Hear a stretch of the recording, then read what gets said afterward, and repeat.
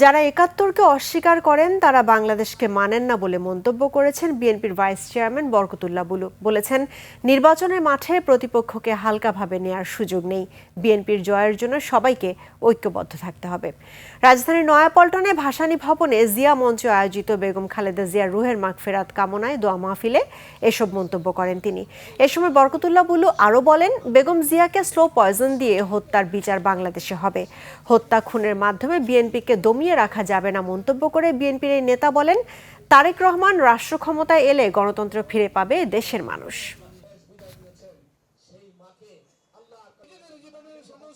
প্রতিপক্ষকে হালকাভাবে নেওয়ার কোনো সুযোগ নেই।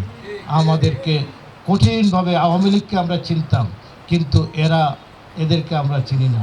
আমরা এই ছায়া শত্রুর সাথে আমাদেরকে যুদ্ধ করতে হচ্ছে। অতএব কঠিনভাবে কঠিন থেকে কঠোরভাবে আমাদেরকে আগামী দিনের এই 12ই ফেব্রুয়ারির নির্বাচনকে আমাদের মোকাবেলা করতে হবে। তাই ঐক্য ছাড়া কোনো উপায় নেই।